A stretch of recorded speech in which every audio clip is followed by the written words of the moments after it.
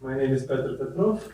I teach at the Department of Slavic Languages and Literatures, and this is the first lecture in the series Soviet Modernity and Empire. The series is organized by the Program in Russian and Eurasian Studies, and it's sponsored by also by the Slavic Department. This is the right place to thank Sergei as the director of the Program for Russian and Eurasian Studies, and also I would like to extend thanks to Kathleen Allen, who is not here, but who is the organizing mind behind my mind. So thank you, Kathleen. I will say a few words about the series as an idea, and then I will move on to introduce the speaker for today. The title should be pronounced Soviet Modernity and Empire. There should be a pause there, a caesura. Right? And what I intended is that in this caesura moment, one should reflect a little bit as to whether this adjective Soviet couples better with modernity or with empire, or perhaps with both. So the general idea of this series is to bring together and to think together these two influential discourses in our field. One which would see the Soviet Union as a modern project, the other that would see it as an empire. They're not inimical to each other, they're not opposed, they're not necessarily incompatible with each other, and yet they have not mixed particularly well. Namely, if you're going to talk about Soviet Union as a modern project, you probably are not going to focus on the features that make it an empire, and vice versa. What are the reasons for this? I don't want to speculate. Is there something in the notion of empire that gives a strange taste to the argument for modernity? Is there something in the notion of modernity that makes the argument for empire more difficult to make? These are some things to think about. Obviously, the features that would pick out the modernity of the Soviet enterprise are not exactly the features that would pick out its imperialistic nature. So the two discourses are different. They're constructed differently. The one on modernity would deal with things like practices, knowledges, subjectivities, the very subjectivities that are shaped, made by those practices and knowledges. The one on empire would deal with geographies, real, imaginary, and therefore would tend to be more open to thinking in terms of representations, symbolizations, narratives. That approach would seem to be more congenial, therefore, to us people in literature and language departments. But maybe not. I'm just struck by how little the modernity, we spoke with Yanni before the lecture, I'm just struck by how little this modernity argument, which has been going on in history, has had a repercussion in the corridors of literature departments. The two discourses also do have a shared ground, a common ground. For instance, they both would tend to open up the Soviet period towards that which comes before, and to construct a continuity from Tsarist times to Soviet times. So differences, overlaps. These are the things that kind of were guiding my thinking about this lecture series. I have not asked the speakers to necessarily crossbreed the two topics. I actually very much expect that each will speak on one or the other shore. And yet, I think the very fact that they come together in one lecture series would, I think, would give us a chance to think about possible intersections or tensions between these two ideas. That's what I wanted to say. And now I would like to introduce our speaker for today. Yanni Kotsonis is an associate professor of history at NYU. Currently also the director of the Jordan Center for the Advanced Study of Russia, a very recent institutional sprout. It opened in 2011, but in a very short lifespan, it has been quite visible and quite a hub for intellectual happenings on the East Coast connected with things Russian. And more is to come. So if you're not on the Jordan Center mailing list, please do get on it. I saw that there's a very interesting October coming up. It's mailed yesterday. Yanni has collected his education over a very broad geographical territory. He has studied in Canada, Denmark, Russia, England, and the United States. His PhD is from Columbia, with a dissertation on agricultural cooperatives after the liberation of Serbia in 1961. This became a book in 1999, Making Peasants Backward. NLO has brought out a Russian version of it, with a title worthy of a tongue twister or a poem by Mayakovsky. Как крестьяне стали отсталыми. I can give this in my English, should give this in the Russian classes. Phonetics exercise. Yanni is the co-editor with David Hoffman of Russian Modernity, Knowledge and Practices, 1800 to 1940, coming out of Macmillan in 2000.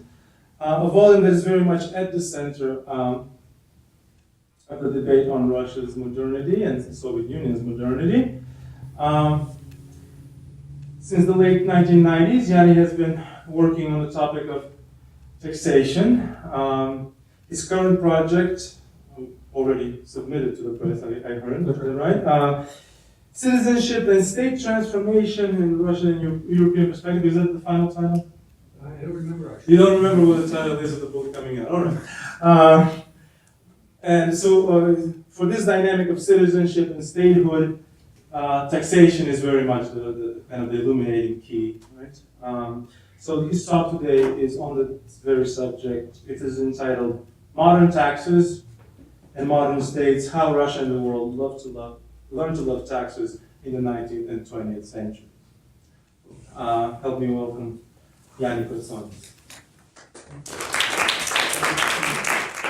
Petre was telling me beforehand what I should be talking about, and he explained to me better, I think, that that there is a tension. I think he's right about this between notions of empire and notions of modernity, and it's true that there are different schools that have been running in parallel but haven't necessarily overlapped, and they haven't yet informed each other. In fact, I spent a good part of my time in conversation with my colleague, much respected Jane Burbank, who's written about empires. Well, I've gone off and written about modernity.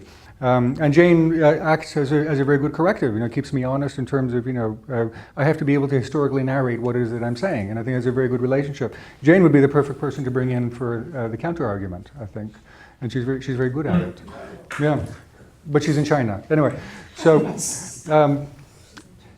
so modernity is the part that grabbed me when Petre was telling me about this, and I'm very, very grateful to Petre actually for giving me a chance to speak about this, because having done the research for so long and having gone through the archival sources, one is constantly, and particularly at the end, thinking about what it's all about. I mean, why do we care? And I don't mean why we care in sociological, provable, empirical terms, but I mean really what's at stake in terms of larger interpretations. And the reason why modernity has been a fraught topic, I think, is almost naively semantic sometimes. It's too closely connected with the modernization school. And if you're a historian in particular, there is still this hangover. It's still this sort of skeletal remains of a notion that history and progress are measured in empirical terms. And there's still an understanding, and I think it's common in the Russian field, among historians in particular, that if you really want to measure where Russia stands on some imaginary timeline, then what you have to do is quantify and measure what is achieved by according to one or another standard. That standard may be industrialization, industrial output, pig iron, if you said the 1930s, coal production, and so on and so forth, which is one way of looking at things. It could be rates of urbanization, so Russia becomes modern really sometime in the 1950s, according to that set of statistics, and so on and so forth. Now, what I wanted to say was that that's not the modernity that I have in mind when I speak about modernity. Now, I don't think this is still a good literature to read, by the way. Now, the Birmingham School in particular did a lot to bring forth a lot of the empirical information and make the case that there is a such thing as economic modernization. And it was picked up by American scholars very much as well.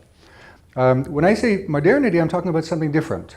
And it relates more to ways of thinking of the world, would be a better way to put it. Ways of setting up problems. And in particular, it's the emergence of certain tensions in our understandings of how a polity is organized. And the tensions tend to circle around questions of a person's, the individual's relationship to the state, the idea that such a relationship can or should exist, which is new. This has not always been the case. It relates to the relationship of the state with the economy. The idea of the economy is equally new as an object of study. Really, the term for national economy in Russia emerges sometime around the 1890s. And before that, we're talking about something different. But it was not the aggregate of all economic pursuits. So how does the economy relate to the state? It relates also to the notion of society. The idea that there is a society which exists because it exists as the antipode to the state and vice versa. And there's a binary relationship which gives each of them their existence, precisely because they're in confrontation or in contest or in some sort of symbiosis with each other. These are the issues that interested me more when I undertook a project to study taxes. I came across it, by the way, by reading somebody's memoirs from the 1920s, where in one chapter they're talking about how the population is taxed as collectives, and the next chapter, with seeming not even seeing the difference, saying that no, they're taxed as individuals. And I say both cannot be true. And it began a whole series of investigations that took me back to the imperial period and to the 18th century.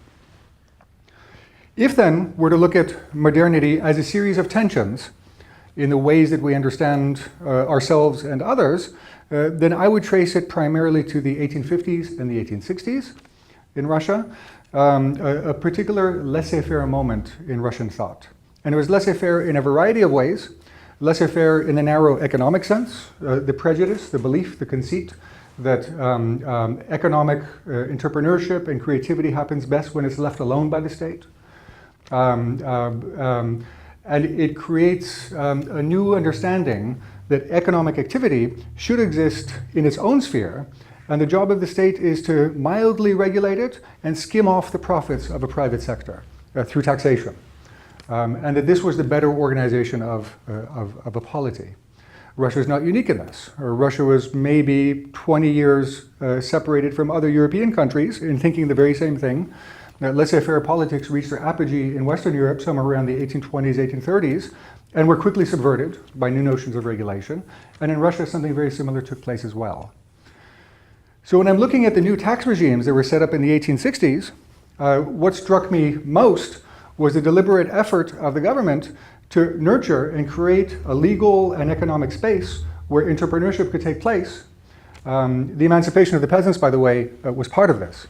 It was part of this thinking. Let them be emancipated into their own sphere. Let them develop, and come what may, we don't know what the future will be, as Igor has actually pointed out in his recent book.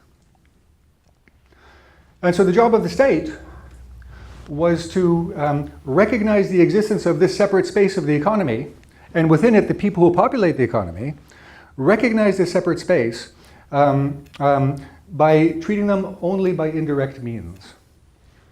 And it began to adopt systems of taxation which were borrowed from France in particular. and were just being developed in France in particular. The French system went something like this. It is not right for a state to impose itself on the person and impose itself on the person's wealth because this is an interference with individual liberty. It smacks of the old regime, the arbitrariness of the old regime.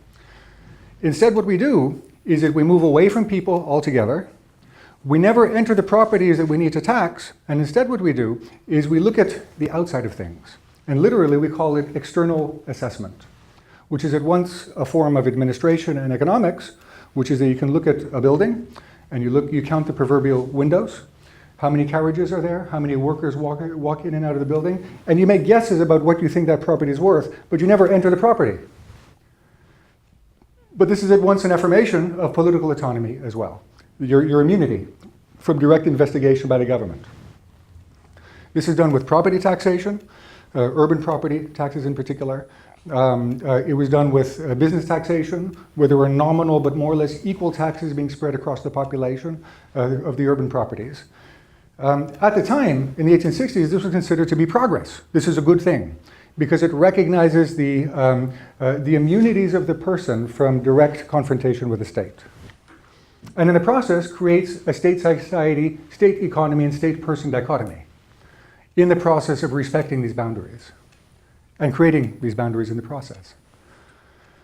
And the system works quite well, much as it had worked quite well in France, in the sense that it provided for a regular flow of a new kind of revenue coming from the urban and commercial sectors, which would come into the treasury, not a lot of money, but sufficient, predictable, whereby the government would make its guesses about what this sector of the economy could afford, what the cities could afford, what industry and commerce could afford, but never really sure if it was asking too much or too little.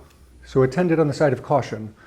Taxes tended to be nominal, more or less equal, so that it would tax more or less at the same rate a tinker and a metalworks plant, a small shop and a huge industrial complex, because what they were paying for was the right to exist as a business.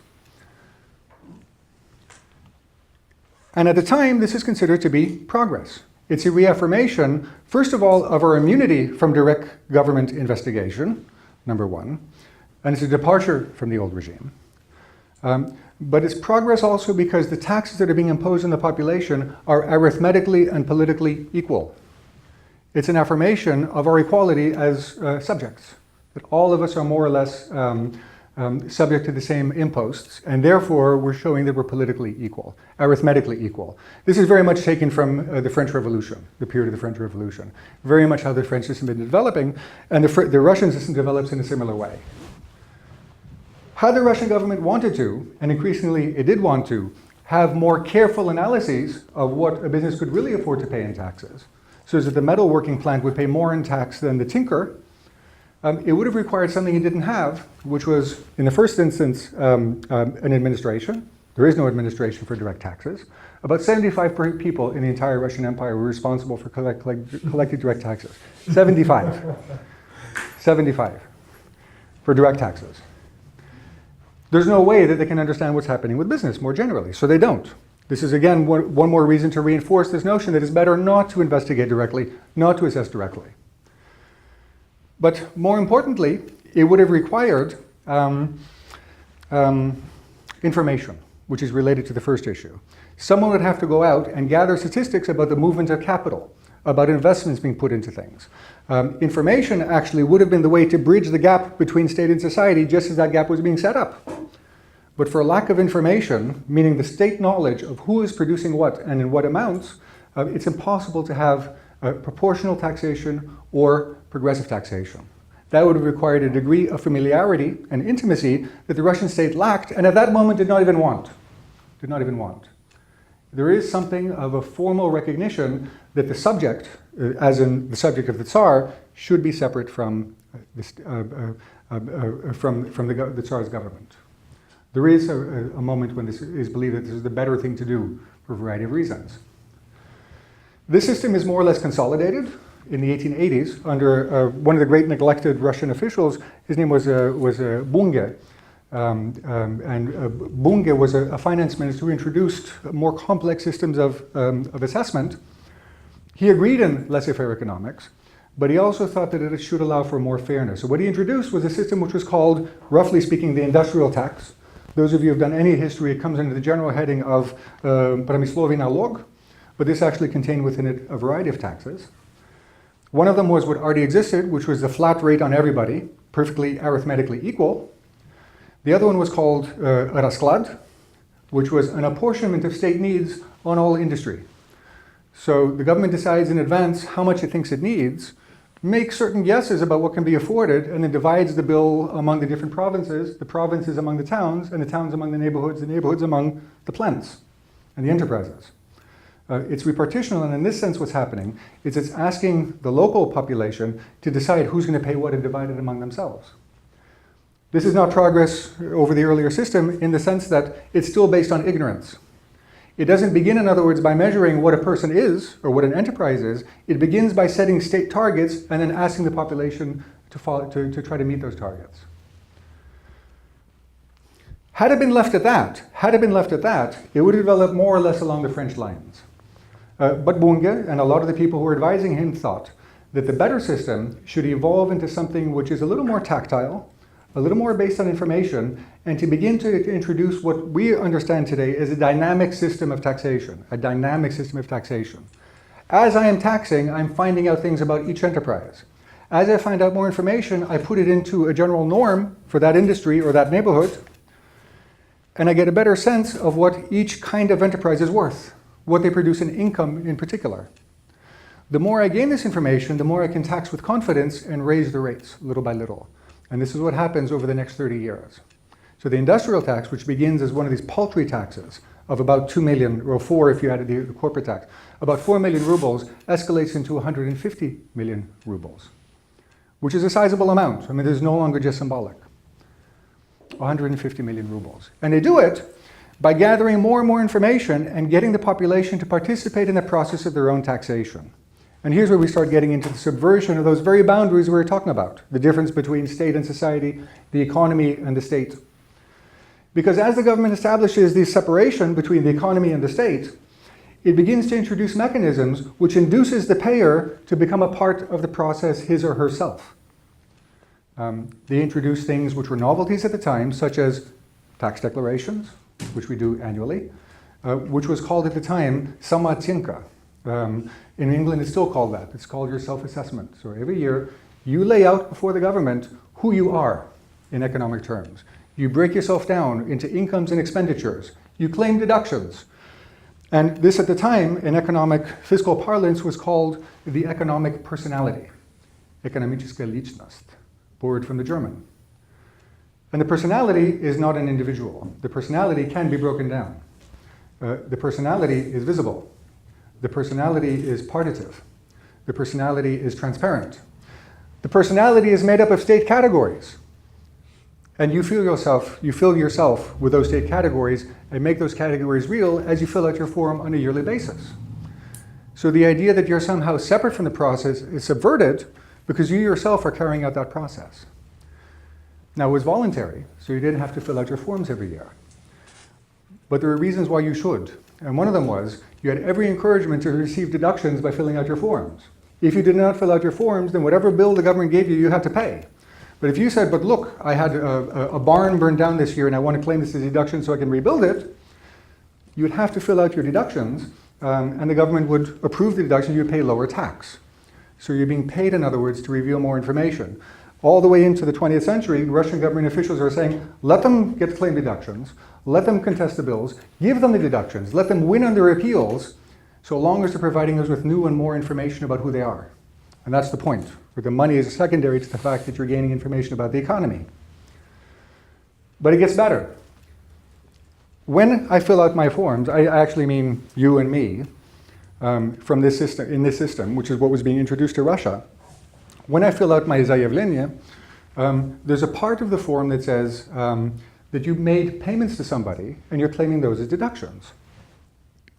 Your deduction becomes the next person's tax bill, you see. Well, because they're liable for that money now. It's been proven that that person has that income which came from me. So I pay fewer taxes, but he pays more. At the time, this was extremely controversial because it was a system of denunciation, fiscal denunciation, where you're being paid to narc on your neighbor, which is what a modern tax system is all about, by the way. But at the time, it was anathema. Sort of you're interfering in the relations between myself and my neighbor will no longer go into an oral conversation with me. My neighbor will insist on a receipt so that he can claim the deduction, and so on and so forth. And it escalated into a massive system of mutual reporting, of denunciation, it was called at the time. The Prussians called it a nation of spies. The French, using their own idiom, said, "I've been rendered completely naked," before the state. The British were talking about, I've been pinned to the wall. T.S. Eliot, I've been pinned to the wall and I'm dangling for everybody to see. And there's a tremendous anxiety accompanying the process because you're being stripped of what you thought were your protections. Partly because you yourself have given over the information, partly because you're reporting on your neighbors and your neighbors on you, and partly, the third one, that in those days, across Europe, in many American states, and in Russia, the whole matter of assessment was handled by commissions, elected commissions.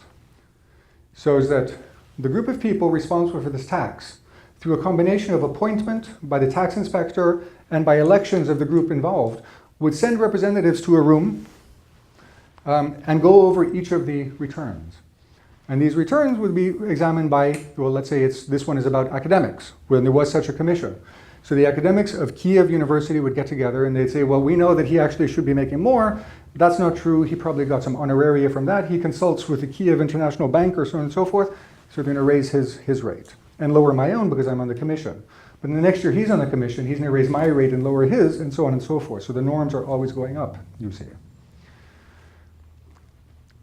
The effect of all of these things combined, of making me, in other words, do the job of the bureaucracy, to become a bureaucrat by filling out my tax forms, by having me provide information about my neighbors voluntarily, and by having all of us sit on these commissions to judge each other and to go over each other's declarations, was to question, dissolve, and subvert that very boundary that was being set up from the 1860s, which was the boundary between the state and the person, the state and the society, and the state and the economy.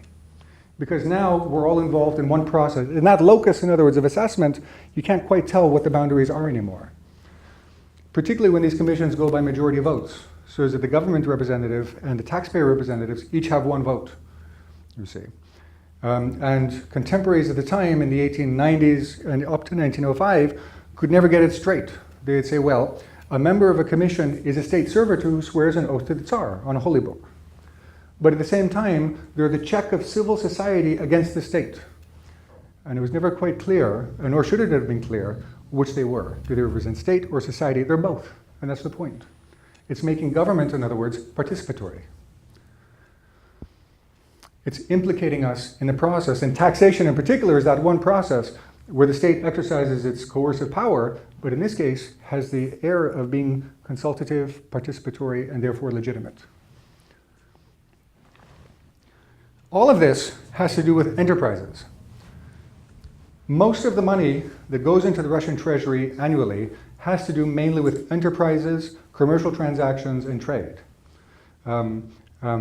So these kinds of taxes, and other ones which I won't go into today, are really giving the money of the state. They're really where the budget is coming from, the urban commercial sector. But they're not about persons yet. So far we're still talking about enterprises. European treasuries were careful, particularly in France, but also in Britain historically, the United States in particular, extremely careful about personal assessment. Partly because of memories of the old regime as they understood it, which was about the crushing of persons by arbitrary fiscal agents. Partly because of a newfound liberalism, which the real principle that individuals should be immune from investigation. They were careful about not directly confronting individual payers and forcing them to reveal themselves and announce who they are, and to tax them directly. In the United States, as you know, we couldn't have direct personal taxation at the federal level until the Constitutional Amendment of 1913. But this was a rule across the board. The British income tax of 1842, same thing. It's not a personal income tax. It's transactions. The French couldn't introduce it. They introduced it really after Russia. Russia finally gets an income tax in 1916. Germany gets it in 1913. Russia's not at all outside of this picture. Russia is very much a part of this picture from the very beginning. And all of them are careful about personal taxation. It smacks of oppression. It smacks of despotism. And they're extremely careful and circumspect. Businesses is one thing, but when it came to persons, they would not introduce direct personal taxation, such a thorough direct personal taxation. So they begin indirectly. They begin, first of all, with this category which becomes quite common in the course of the 19th century, which is called income. Dochod. The beauty of income is that it's not wealth. So is that when I'm asking about taxing your income, I'm not taxing your wealth, whatever you have in your house or your enterprise. What I'm actually taxing is the movement of capital from one entity to another, and I'm getting it at the moment of transfer. That's what income is. It's a way not to be personal.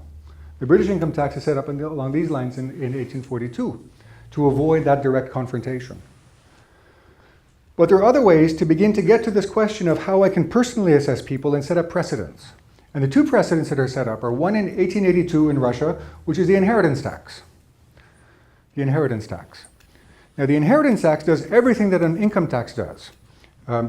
Full revelation, full disclosure, progressive rates and everything. But the reason why you can do it is because you could claim at that moment that this is not a person anymore, this person is dead. Doesn't have rights. The American founding fathers were arguing this in their day. You can do it because a dead person doesn't have rights, they would claim.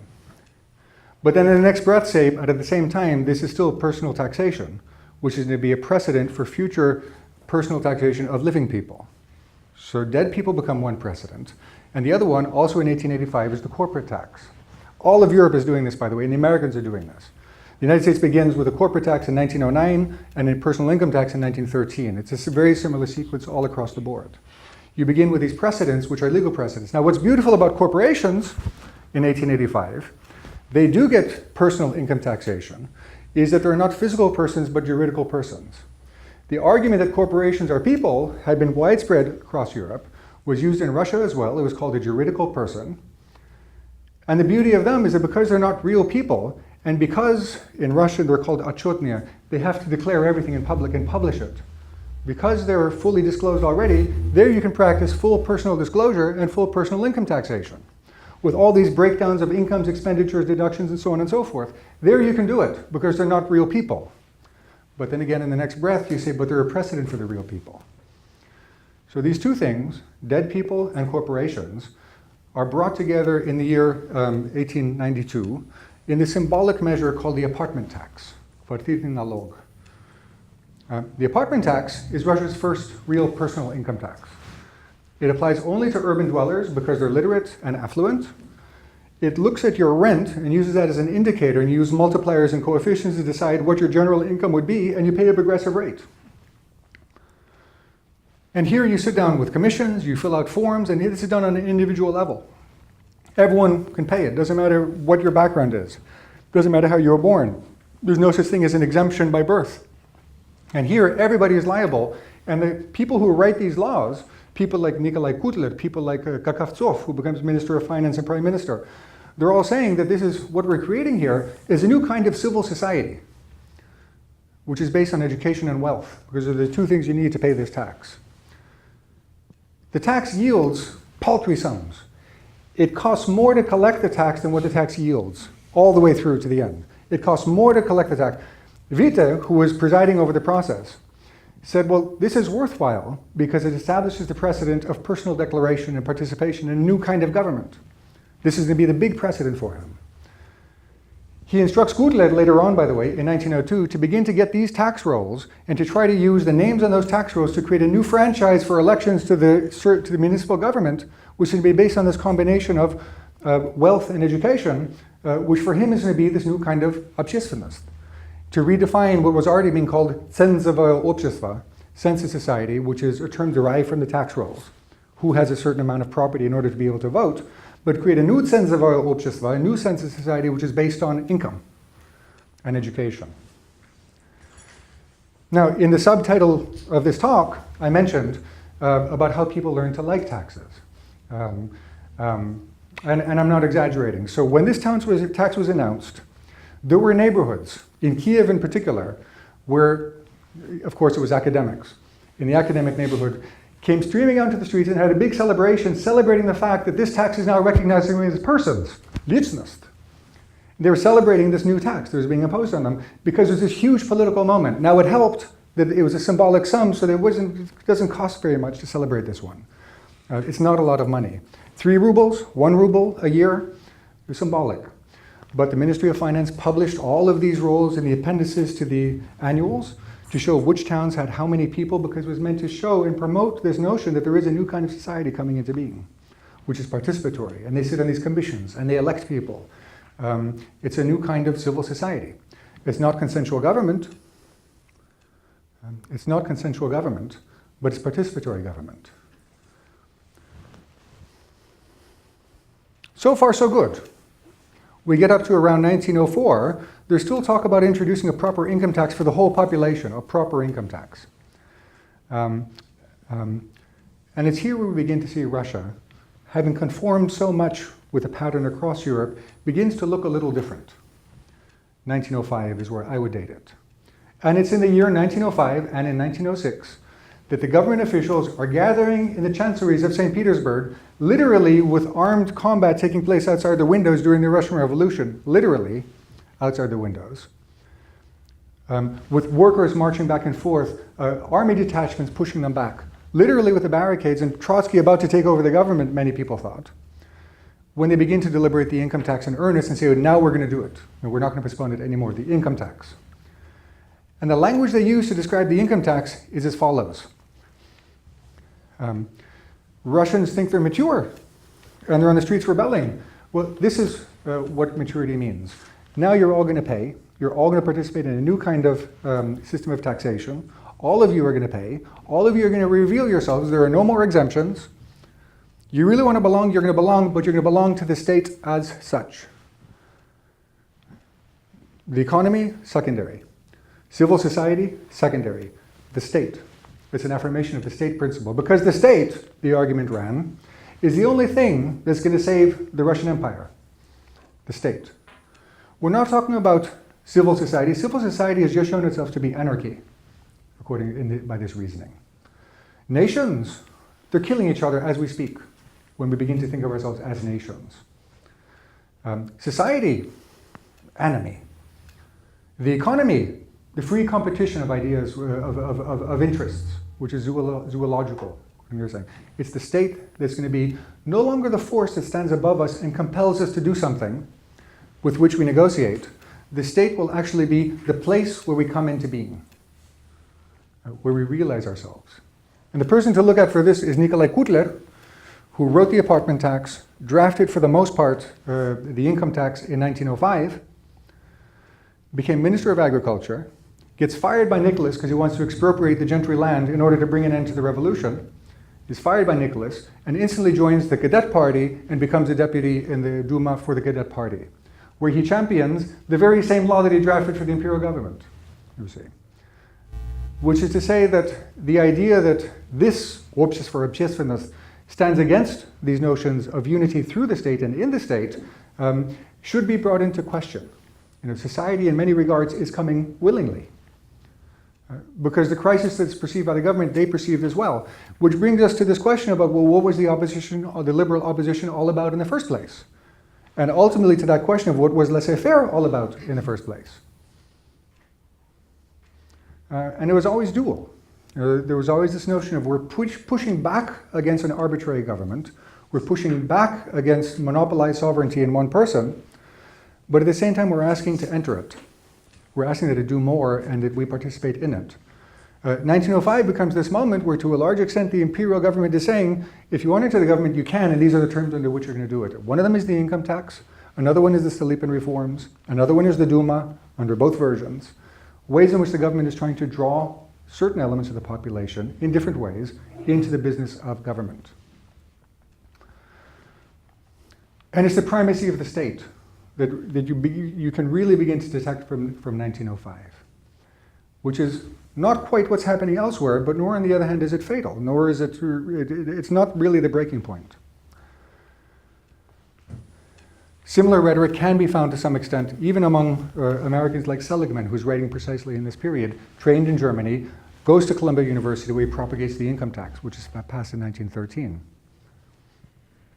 Still not quite, Russia is still in a spectrum, although there is a crisis which makes for a more extreme reaction.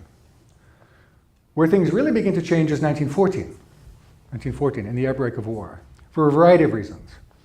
But one of them is that this government, which as you may have heard, was not the smartest collection of ministers around, with the Tsar who was not the smartest autocrat around, the first measure after mobilizing was to renounce vodka sales, which was 30% of the state budget. Overnight, like that, 30% of the budget is gone. Somehow you have to plug a 30% hole in your budget, which amounted to about 900 million rubles in a budget of 3.41 billion rubles. About a third of the revenue is gone overnight. An entire industry is destroyed.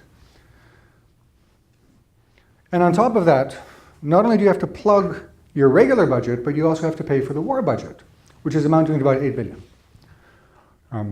largely through borrowing. Now, Russia is not the only country that confronts some problems. The renunciation of vodka sales is actually, or the vodka monopoly, is self-inflicted. But the reaction that comes after this with people like Gorodnikin is, quote unquote, so what if we lose 800 million rubles in the budget? We'll print that many more rubles. To the people, it's all the same, he writes. And they printed them. And that began the inflation, you see.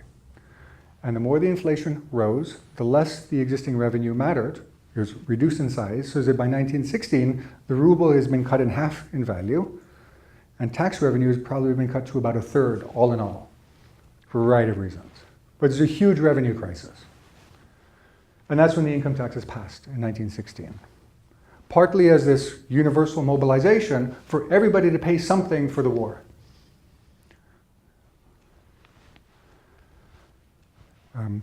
Very briefly, the provisional government renews exactly the same measure, accounting for inflation.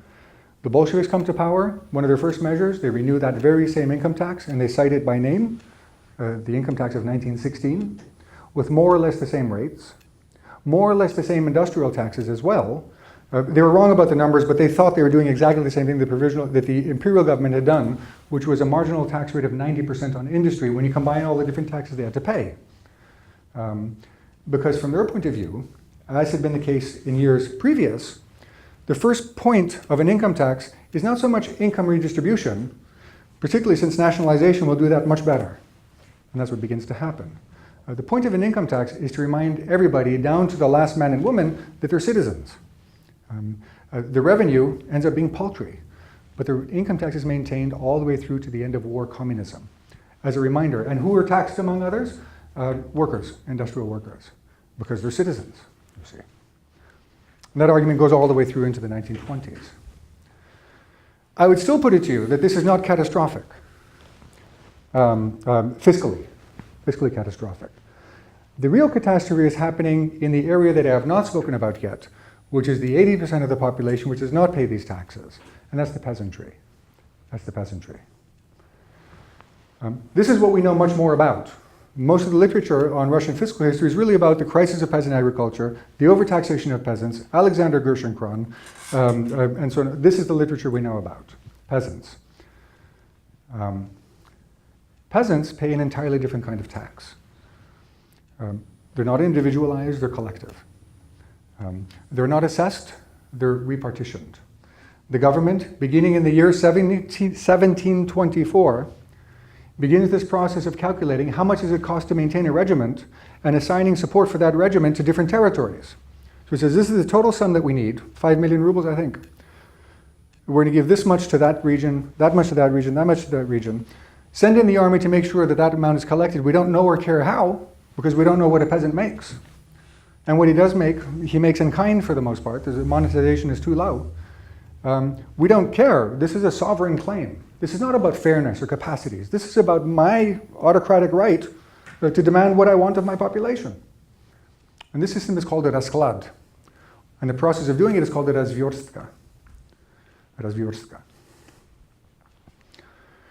And so, this system, in its bare outlines, meaning beginning from state need, and then devolving these needs onto the local territories, continues more or less unabated to 1917. There are attempts to tinker with it. It's recognized at a certain point that this is unfair. There are attempts to get a better sense of what peasant incomes are, but there's no way to do it because there's no bureaucracy locally that can do this. The government has precluded the possibility since the 1860s of finding out what local incomes are because it's introduced collective self-government for peasants. Only peasants know what's what, and they use their own methods that we don't know about. We just hand them a bill. The government ends its government of the rural regions at the level of the rural society, Sielska Общества. Huge. We're talking about sizes of France, well, not France, Denmark. Populations of hundreds of thousands, meaning we deliver the bill to the elders, and how they collect it is their business. This is a sovereign claim. This is not about fairness. It's not about assessment. It's not about progression. It's none of these things. It's a sovereign claim. Thrown into this are the emancipation dues for the emancipation of 1861, which also has to be paid for, also through a system which is basically taxes. The bills do escalate in the course of the 1890s, but we don't really know what it meant for peasants because we know nothing about peasant incomes. And we still don't. We still don't. The surrogate used for trying to understand peasant well-being is the taxes. But the taxes are not based on income, you see. So it becomes a circular reasoning, which you can have that quantitative argument. Who pays what? Are they overtaxed, undertaxed? You can have that. But don't forget the main point, which is that we have no idea, really, what a tax bill means for each peasant locality. They are the faceless collective all the way through. The government's response in the 1890s, when the cumulative peasant tax bill is somewhere around 110 million rubles in the 1890s, is what it had always been. When peasants can't pay their taxes, every once in a while you send in the army, arrest some people, flog some people publicly. It's a spectacle. Show them state might.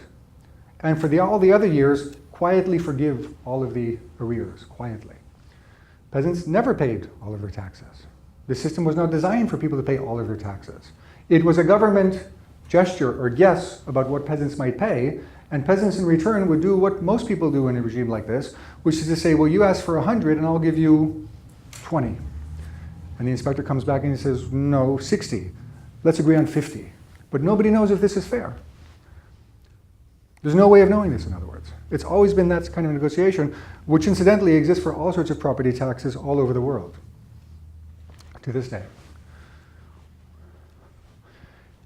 So the government's response is when they can't pay, flog a few people, as long as this is allowed into the 20th century, forgive for the most part, make it an expression of autocratic mercy, which becomes the occasion in others to express this, but then forgive them and start from scratch, and then the arrears mount again, forgive those as well. And this was a cycle that was well familiar from the 1890s, when people started paying attention and thought it was new. There's a crisis of Russian agriculture. There's always been arrears. There's nothing new about this. It's as old as Peter the Great. And the government knew two things. First of all, in a modern capitalist economy, which is what they thought they were presiding over, revenue comes from somewhere else. It comes from industry and commerce. Nobody in a modern industrial economy derives their revenue from peasants and from agriculture.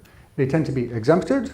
They tend to be evasive. They tend to be coddled in many cases, and the tax system, the modern tax systems are structured not to tax agriculture that much. The Russian government does a similar thing. It forgives more and more arrears, lowers the rates, until finally in 1905 uses the occasion of the revolution of 1905 to wipe out 9/10 of peasant tax assessments. 9/10. So that by the year 1913, peasants owe about 1/10 of what they owed 10 years previous. 1/10. Or to put it to you in another way, all the talk about the problem of overtaxation of peasants, which we can't be sure is that we don't know if they're overtaxed. In the Russian budget of 1913, if you count all revenue, 3.4 billion, all revenue, 1% came from direct peasant taxation. 1%. That's it. Okay, well, some of it's the vodka, take that out. Some of it's the state railways, take that out. Then it becomes 2%. 2%. It's not a lot of money. But this small amount of money is the main way that the Russian communicates with the peasant population, other than state-sponsored vodka stalls, But this is the main way the government communicates with the population, and it's completely archaic and retrograde. You deliver a bill to the collective, let them fight it out, let them use whatever measures they choose, any method they like to collect their taxes, as long as we get some of that money at the end of the year. And even though they're now paying 1/10 of what they paid before, they're still not paying these taxes, and they go into arrears again, because that's the nature of a repartitional system. You see. This too would not have mattered. Russia is very much on the spectrum still. Modern states are not getting their revenue by taxing peasants. This is normal.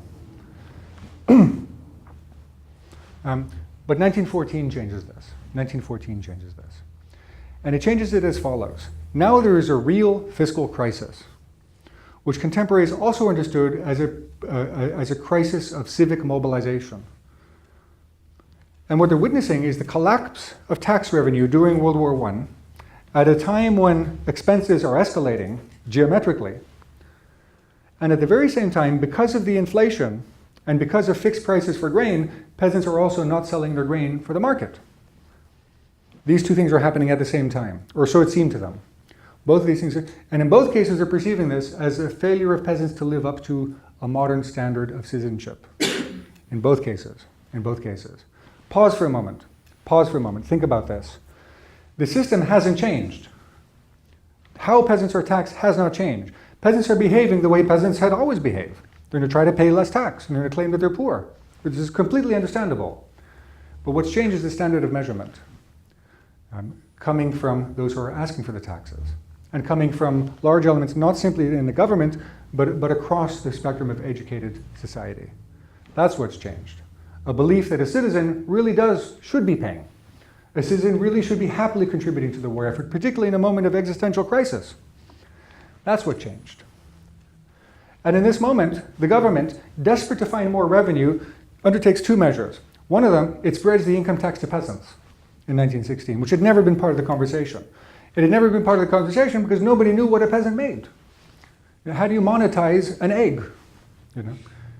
Literally. And furthermore, everything's done by their own relations. They don't function in that kind of formalized exchange economy. But they spread the income tax to peasants and say, and henceforth, get this tension here. Henceforth, all citizens as well as peasants must pay their taxes. This is in 1916, 1917. All persons and peasants must pay their taxes. You see. And they're not quite sure how to express it themselves. That's measure number one. Which means that what they're going to do, and this is what they're writing about in the financial journals and in the government conferences, what they're going to do is they're going to take an income tax, which is supposed to be assessed on the person, meaning knowledge of who the person is, and distribute it as a poll tax. Deliver it as one bill. Say every peasant owes 50 kopecks, 1 ruble, 2 rubles, as the case may be, and if you don't send it in, we're going to send the army in after you. So it claims to be a civic tax, it claims to use modern methods, but it is a poll tax, and they call it so. Well, no, they call it an income tax, but it's a poll tax. Number one.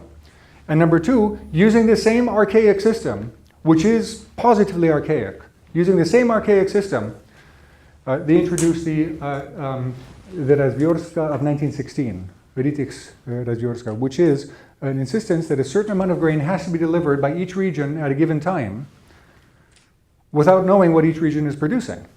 And they call it Razvyorska because it's modeled on the old imperial tax system, or introduced by Peter the Great. And that's what it is. You deliver it, we don't know how you're going to deliver it, but deliver it. We don't know who's going to pay it, but pay it. Just like that. And if you don't, we're going to send in the army. Now here's the thing. Because you don't know who's producing what, and there is no information, there's no data about who's producing what in what region, it literally means that the only way you're going to get the grain is if you kick down the door of the storage shed, which is what they begin to do in 1916. 1917, the provisional government, also at a loss, now dominated by populist socialists who are running this new monopoly. It's called a grain monopoly. Do the same thing. We're going to nationalize all surpluses henceforth. They have to be delivered to the state at state prices or for no prices. But we don't know who has the surpluses. We don't know what a surplus is. So knock down the door, which is what they begin to do. It's the only way you're going to find out. But having found it, you don't know if they need that for planting the next year. You don't know if it's a surplus or if it's actually what they need to feed their own household and to plant for the next year. But take it anyway. Well, peasants react as you would expect them to react. We're not going to sell grain on the market. The money's not worth anything. The prices are fixed.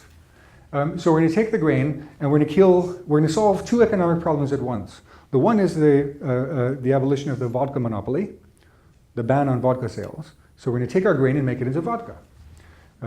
It lasts longer, it maintains its value, and we can use it as currency, which they do.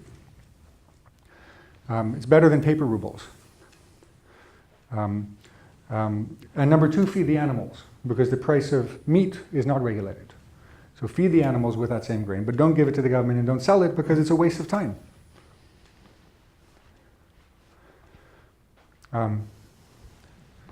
So far we've gone up to the provisional government.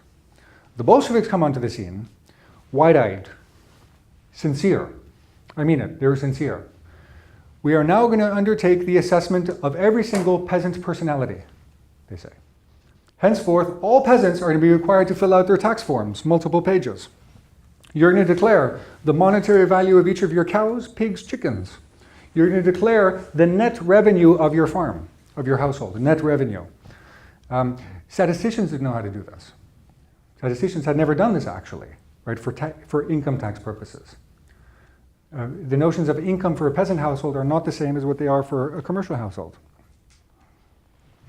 And in 1918, in May, just as Trotsky is declaring his monopoly, the food dictatorship, just at that very same time, the inspectors are being sent out to the villages with armed detachments to force peasants at gunpoint not to deliver grain, but to fill out tax forms, because it's so important to gather this information. I mean, anyway. So the peasants, of course, don't. And if you go into the archives, I invite you to do this. Go into the archives and you see stacks and stacks of uncompleted forms. Return to sender. There's no such household. And the forms were sent out usually to the household, and it was addressed to the magazeno, right? To the householder. And so the peasants would give it back and said, I'm not that householder, I'm the other one. They'd give it back. And so all the forms came back and nobody completed their tax forms. This continues all the way through 1918. They try nalog naturae, right, a tax in kind. It's the income tax based on the 1916 income tax of the provisional government, but it would be in grain and meat, and as the case may be, cotton and so on and so forth. And so they beautifully go out. The finance officials, or the People's Commissariat of Finances, using many of the same specialists they've inherited from imperial times, including, by the way, Kudler, who stays all the way through the 1920s. They go out and they say, you're going to fill out your forms and you're going to pay us now. This information will be invaluable for any purposes. We need to know the population before we can do anything, including tax payment. And of course, they don't fill out the forms. The revenue does not come in. 1919, January, there's this abrupt change. Henceforth, what we're going to have is a razviorstka, as we've always had, but it will be called a prodrazviorstka. It will be a razviorstka in kind. Now, note, the word is not new. The practice is not new. It would be easy to say what the Bolsheviks are practicing in 1919 is the same old, plus ça change, right? Would be the easiest thing to say, because they are practicing the same thing. It's the same system, but there is a difference, actually. There is a difference. And I think it does have to do with this notion of these heightened expectations of what a citizenry should be doing. And this is revanche, this is revenge. We're going to expect you to pay, and if you don't, no longer will we take out the village leaders who we always held responsible and flog them in public. No longer will we arrest them. We're going to go into the village and we're going to execute a number of people arbitrarily, a number of them. We're going to search every household. We're going to engage in cruel forms of torture. We're going to use, in some cases, in Elias and Tambov, poison gas. We're going to lob it at villages, not simply because they're rebelling, but as really deliberate punishment. This is not the old coercion. It's a militarized form and a heightened form of rule under the old regime, but with an expectation of modern government. And it makes it more intense. It's different.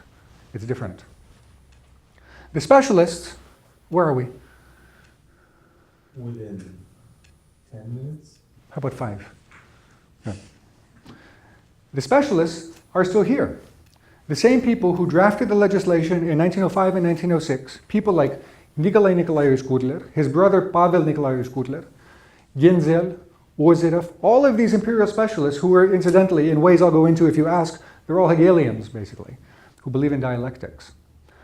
All of them are still there. And up to a point, they could agree that yes, the state is where this population needs to be brought back together. The state is where people are realized. They've been saying this for quite some time, actually. Yes, we agree on this. But it's not the only place, is what they begin to murmur around 1920 and into the first 3 years of the 1920s. And they begin to insist more and more stridently as they confront Bolsheviks in meetings and tell them, yes, we understand that you've nationalized everything and that everything belongs to everybody and therefore nobody. We do understand this. Pavel Kutler, you want to tax the air? You can tax it, he says. But what they begin to say is that it's in everybody's interest if you were to restore tension, restore difference, restore distance between power and person. No longer assume that everybody is part of power and therefore defenseless. Restore a sense that power can be concentrated at a higher level and allow me to conduct my life at this lower level. Because if you do not do this, this is what happens, war communism. It leads to massacre and bloodshed. And they're saying this over and over again in these meetings. You need to restore tensions to the polity. Let things develop dialectically, they say. Let things develop dialectically. The price is too high otherwise. Genzel is trying to find the right language to convince the Bolsheviks to reintroduce some sort of separation. He says, well, just introduce a land tax. The Bolsheviks said, we can't introduce a land tax. We own the land. You can't tax what we already own. He says, well, look, think about it, he said. Think about it. Imagine that you're the Duke of Westminster. Now here's a conference, an intercommissariat conference at the Commissariat of Finances. And you know who's in the room. There's some extremely well-educated Marxists, specialists like these guys, promoted sailors and workers. And here's Genzel saying, it's the Duchy of Westminster. Now the one is saying, what's a Westminster? The next guy is saying, a Duchy, we're an English duke? So what is this?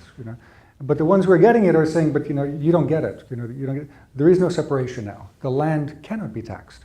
The Duke of Westminster can tax the land under you, but can't tax what's above it, you see. And he's saying, introduce this, call it a rent system. But introduce some separation, introduce some distance. You cannot be about people all the time. Tax the land, but don't tax the people, he says. The next one, Kutler, Nikolai, says, look, what you need to do to save this country from famine, which is where we are right now, and mass executions, is to reintroduce feudalism. A sense that people can exist in a separate space. It's a corporation in the old days, an estate, but now we're going to call it anything you want, but just reintroduce abrok, they said. Reintroduce quit rents, feudal quit rents. But don't tax the person, just tax the land, in other words, but leave the person alone. And he said, well, you might not like calling it an abrok, that's uncomfortable, call it anything you like, but just don't tax people, leave people alone. And they're having this philosophical argument about the nature of political power and the nature of a polity in the idiom of fiscal policy. And the Bolsheviks had been hearing this from various quarters, including their own ranks. But they've been hearing it from experts like Chayanov, they've been hearing it from Strumilin, statisticians, all of them have been telling them, this cannot be sustained. And when they introduced the new economic policy in 1921, this is basically what it is. We're going to allow for an economy to develop, and they're harking back, explicitly by the way, to the imperial model, where you allow an economy to begin to develop separate from political power, separate from the state. They go back to the patient of the 1860s. They call it the patient. They give power to all of these specialists I was telling you about to recreate the system as they had understood it in 1913, explicitly, using the same statistics and the same mechanisms. They reintroduce the Razbyorska for taxation purposes. They reintroduce the patent for industry. They reintroduce the income tax and so on and so forth. They do all of these things. I think we're going to try to recreate the system which generated wealth, allowed the state to skim from it, but didn't allow the one to subsume the other. Tension. And the Bolsheviks agreed conditionally. After all, because if you look at the issue of the patent, for example, which was an old imperial tax, a flat tax on enterprises, The patient, as it was introduced in the 1860s or even the 1820s under Cancrin, the purpose of the patient was to regulate what already existed, right? To give it form, to give it statistical form, to give it, and to allow for regulation. The patient, as the Bolsheviks introduced it in 1921, was to give the enterprise the right to exist in the first place. And it can be revoked. And it was revoked by the end of the 1920s. It was a new regime. It was a new regime. That's all I have to say. Can you say a few words about how the imperial state dealt with non-compliance, in particular and punishments? Okay, do you want urban or rural? Urban. Okay, I mean, both of you can answer them. Sure. I'm really curious about urban. sure. I mean, the one's fun and the other's not. Right? So, the systems that were being developed in urban taxation were fundamentally disciplinary, as any tax system is. It surrounds the payer with information that is undeniable. So when the fisc comes to you, when the treasury comes to you and tells you, you owe this much tax, it's because the treasury knows that we don't know everything about you. We don't know all of your incomes. We don't know, but we do know that you did receive this amount of money for this. And we also know that in order to sustain this building, you had to have had this kind of income. You cannot deny that you made this much this year. So you're going to pay a fixed 4%, later on 7% on that revenue. If you don't want to pay more, if you want to lower that tax bill, give me information about your neighbors, what you paid them, and narc on them, and we'll give you a discount. And if you have a problem, take it to the commissions, which are made up of you. Tell them that you don't have this income. And the commissions, of course, will tell them, but it's proof. I mean, it's there. We know that this money is there, so you owe it. And the real frustration that you find in the business press in particular, which are the first ones subjected to this system, is that there's no way out. They can no longer negotiate with the finance inspectors. Because before it would be exactly what I described to you. You know, you want 50, I'll give you 20. We compromise at 30, something like that. And you can't do this anymore because it's based on concrete facts. And this is what was frustrating. And they kept calling in the press, izdevательство. You know, so this is which is interesting. They're not saying it's too much tax. That's the one thing they don't say. But all across Europe by this point, the argument had no longer become, are you being taxed too much? It's my right to be left alone. That's what the arguments became by the late 19th century, which is a different, I mean, there are a lot of people who just didn't want to pay tax, but they didn't say that. What they said was, I have civil rights and I have immunities. That's what the argument became. Subverted by the idea that you're an economic personality, and as a citizen, you should disclose, because what do you have to hide from your own state? And when you pay tax, you're paying tax to yourself, because you're a part of that state. You see. An argument that you'll probably recognize from all sorts of other contexts as well. So then, if you didn't pay, now the rate of Russian non-payment for these taxes was extremely low by European standards. Prussia was higher, England was higher, France I don't know about, but England, they were all higher for tax evasion. The Russian rate was extremely low, and one of the reasons why it was low is because these amounts, let's say 4% on proven income, was extremely low because everyone knew that your proven income was actually a small fraction of what you really made. It's easier just to pay. And declare that you're a good citizen in the process. Why not? Throw that in too. But you don't have a choice. If you didn't pay, and you refuse, if you refuse to divulge information about why you weren't paying, then you can have your property confiscated, and you would pay fines also. But there are extremely few cases where this actually came to pass, because it was much easier just to pay.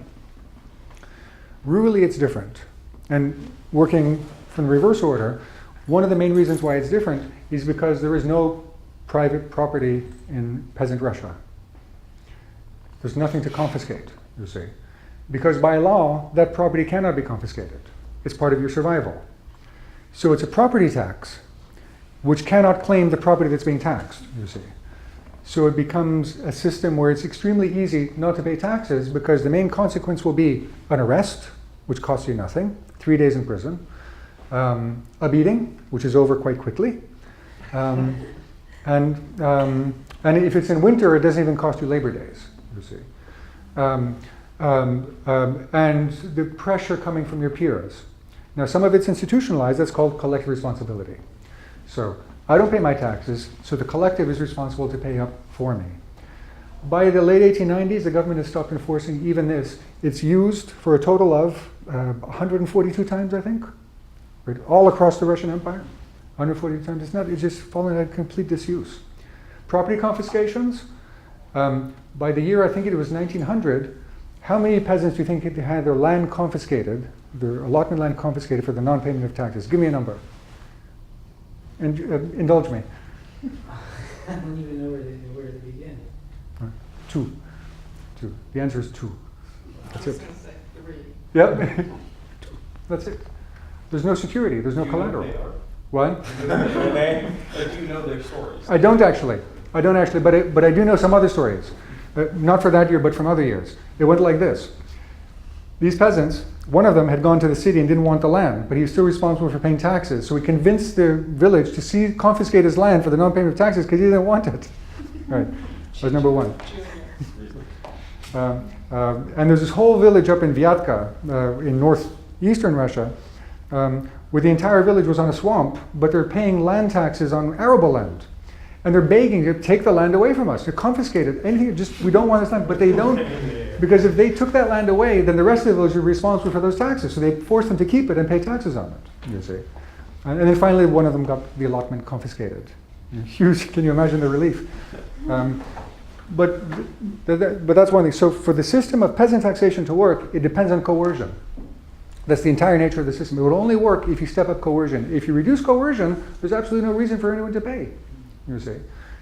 And so after the famine, the Volga famine of 1890, an epidemic of 1891-92, which everyone was saying was an uproar. I mean, part of what happened in 1891-92 is that there were more literate people to record what had happened, because it was happening quite a lot. But here, all sorts of specialists were there, the press was there, and so on, and it became this huge public scandal. And the arrears vastly escalated. The government forgave these arrears. They usually find some occasion. So the coronation of the Tsar, the birth of an heir, the baptism of the heir, a wedding. These would all be used as occasions to forgive more and more arrears. So that was the main device used for non-payment, getting rid of it, just writing it off the books. What they began to do was to reduce coercive measures all the way through the 1890s. So they stopped with the arrests. They become very, very few. They stopped with the confiscations, 2 of them, as I mentioned. They stopped with corporal punishment until that's finally abolished at the turn of the century. They don't use collective responsibility anymore. And what they do is they put pressure on the administrators, after 1905 in particular, and force them to collect something. And since the tax bill is now 1/10 of what it was before 1905, it's not a hard thing to pay. So some money comes in. I have a question about deductions, especially for industrial tax. So you suggest that these taxes are the mechanism of social control, political, cultural reform, so on and so forth.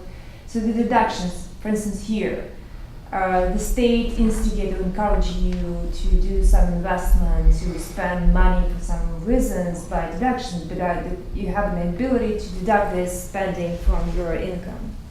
So I was wondering if the imperial state, especially for industrial tax, used this mechanism of deductions to encourage Russian industrialists to spend money on social project, welfare, investment, especially areas in the fields, enterprises. So deductions as a mechanisms of economic reform or social political change. So they did, yes, they did. So the widespread one was building workers' barracks and welfare institutions for workers. So every time they would spend on those things, they could list it on their tax declarations and get that reduced by that amount. So it was an incentive. And in Moscow in particular, where these things mattered a lot, for those industrialists in particular, this was happening quite a lot. Morozov, Rябушинski, all of these people they're building quite a lot in that connection. That was one. Another one was there were protected industries. So that up until, I think it was in 1905, and I'm not sure how much beyond that, certain industries were not taxed at all, including the gold industry. This was to stimulate gold mining and gold exports. What they could do though is This is strange. Yeah, isn't it? Yeah. Isn't it? And there was another one, and I think it was лесопромышленность, timber, or at least some parts of it. Now there was another problem, which was that the government literally did not know where they were. Gold mines and timber plants, they did not know where they existed. They didn't have a map, a cadastre, to know where they were, period. They just did not know. So they began a process of trying to locate them using the tax declarations of other firms.